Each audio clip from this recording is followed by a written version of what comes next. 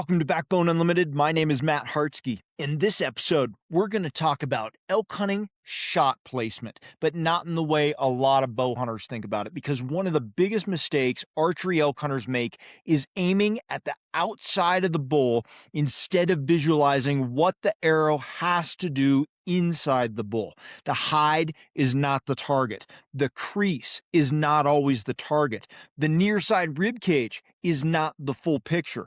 On a quartering bull, the real target is not simply where your pin settles. The real target is the path that arrow takes through the vitals. That means before you shoot, you have to answer one question. Where does that arrow need to exit? That's the foundation of what I call the quartering system. On a quartering bull, you don't aim at what you can see. You aim for what the arrow has to destroy.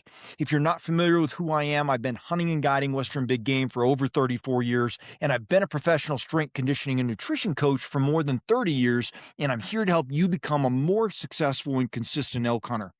Quartering away shots can be some of the best opportunities a bow hunter gets on a bull, but only when the angle is right.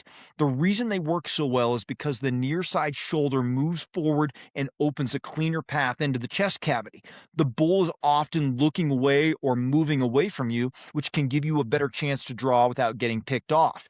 But the real advantage is the arrow path. Instead of simply crossing straight through the bull from side to side, a good quartering away shot lets the arrow drive forward through the chest. If that arrow enters correctly and keeps traveling into the vitals, it can take out lungs, major vessels near the heart, and create a devastating wound channel. But this is where a lot of elk hunters have to be honest. Slight to moderate quartering away is high percentage. Extreme quartering away is where bulls get wounded a lot of times. Quartering away is not automatically a green light. It's only a green light when the arrow path still belongs in the chest. A lot of bow hunters think shot placement starts with the entry hole. Where do I put the pin?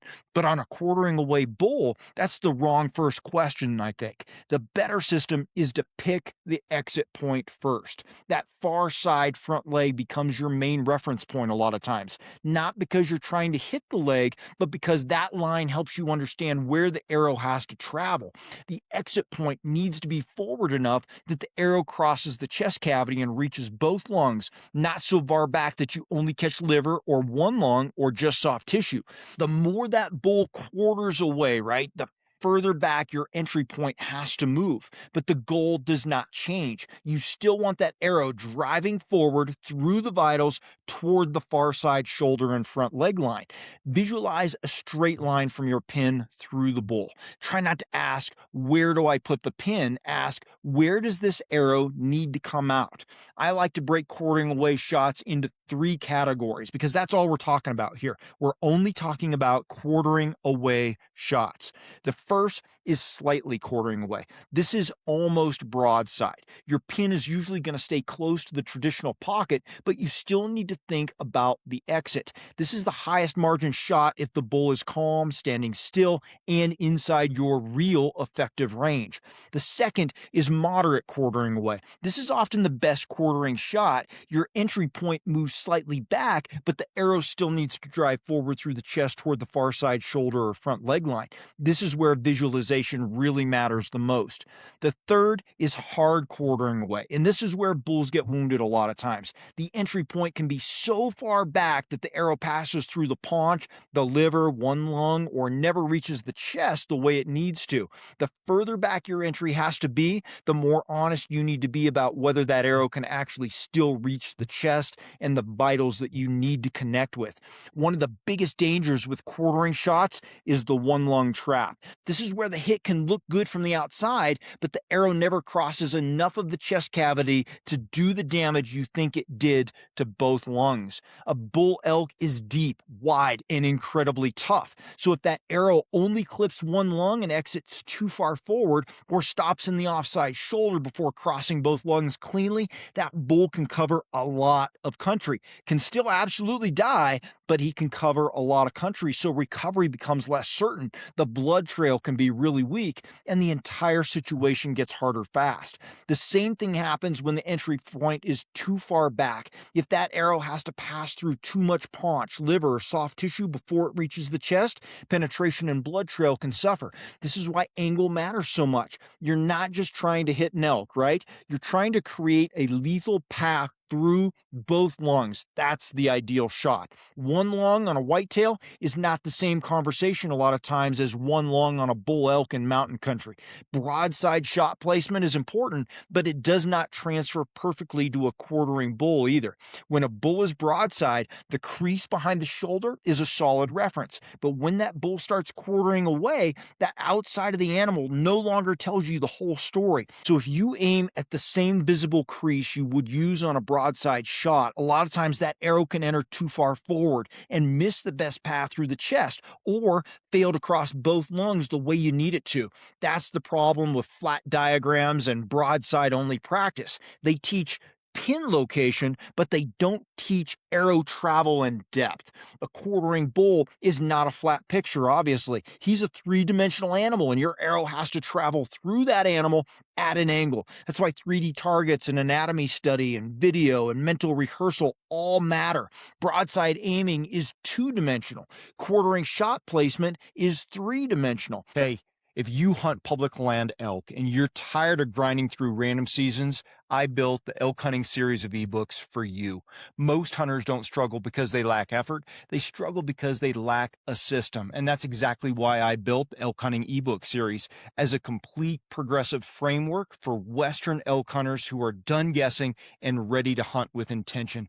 Volume 1 is going to be Foundations and Reality. I reset your mindset and expose the assumptions that quietly wreck seasons. In Volume 2, Finding Elk and Understanding Pressure, you'll learn how elk actually move under pressure so you can anticipate instead of react. In Volume 3, Terrain, Wind, and Position, I break down how to use landscape and thermals to consistently create opportunities. In Volume 4, Calling, Silence, and Pressure, sound becomes a decision tool, not an impulse. In Volume 5, Bow Hunting Execution, we're talking about close range strategy so you can finish your encounters. And in Volume 6, Late Season and Post-Rut, we're talking about how elk shift after the rut and how to adapt when others quit.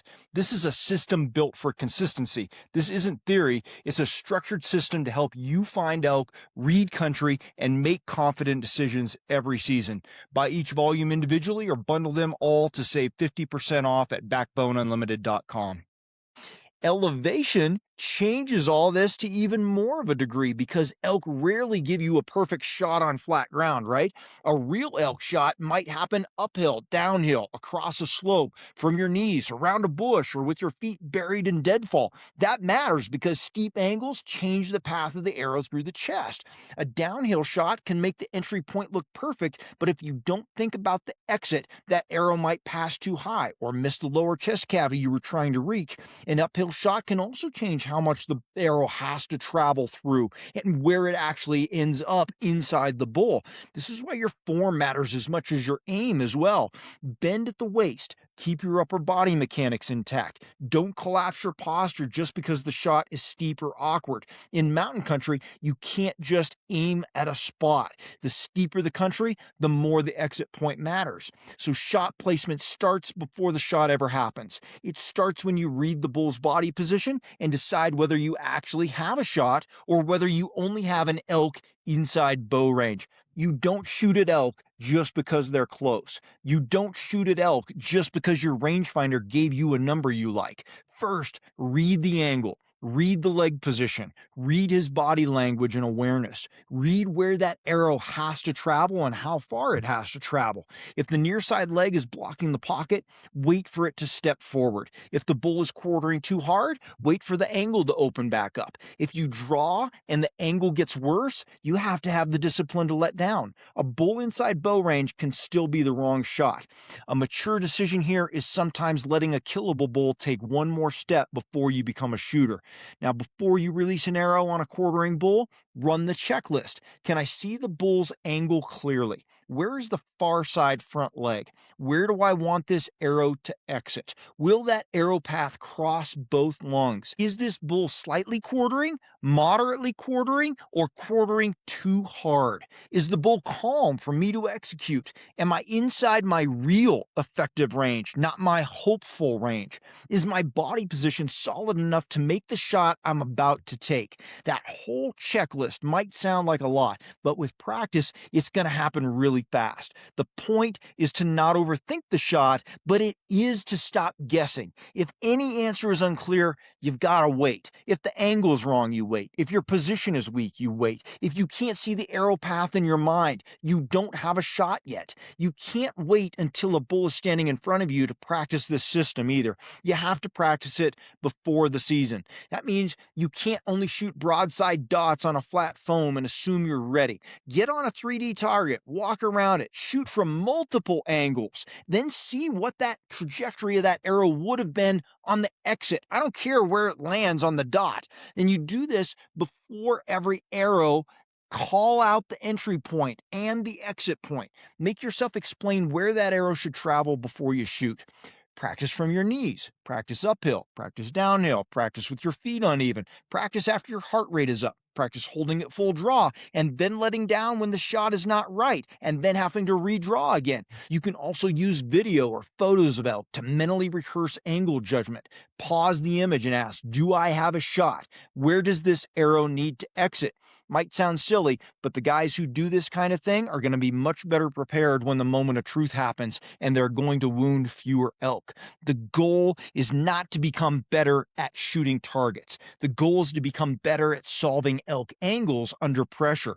A quartering away shot can be one of the most lethal shots a bow hunter gets, but only when you understand the full path through the bull. It's not enough to see hair. It's not enough to have range. It's not enough to know the bull is close.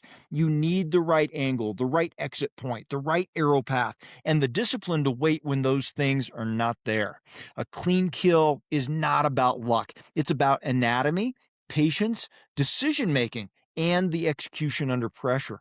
The elk hunters who drop bulls consistently are not the hunters who shoot at every opportunity either. They're the elk hunters who know which opportunities are real. So don't shoot because the bull is in range. Shoot because the angle, the path of the arrow, and the moment all line up. Now, if you want to go deeper into elk movement, pressure patterns, terrain positioning, and structured decision making, that's exactly why I built the elk hunting series of ebooks. It's a progressive system designed to help you understand how elk actually use country and how to position yourself accordingly. I have a link to those ebooks in the description. If you want hands-on application and real-time breakdowns, we have an in-person elk camp 2026 that is built around this same philosophy: structure, preparation, and execution in real terrain. You can check that out at backboneunlimited.com. And if you want ongoing access to the Team Backbone community, classroom, my full digital vault of elk resources, private discussions, and direct communication to me for planning, you can join Team Backbone at backboneunlimited.com underneath our membership tab. Everything we talk about here is connected. Preparation is not a single video, it's a system. Thanks for being here. I look forward to seeing you in the comments. I read them all. Until next time, train harder, hunt smarter, and never settle.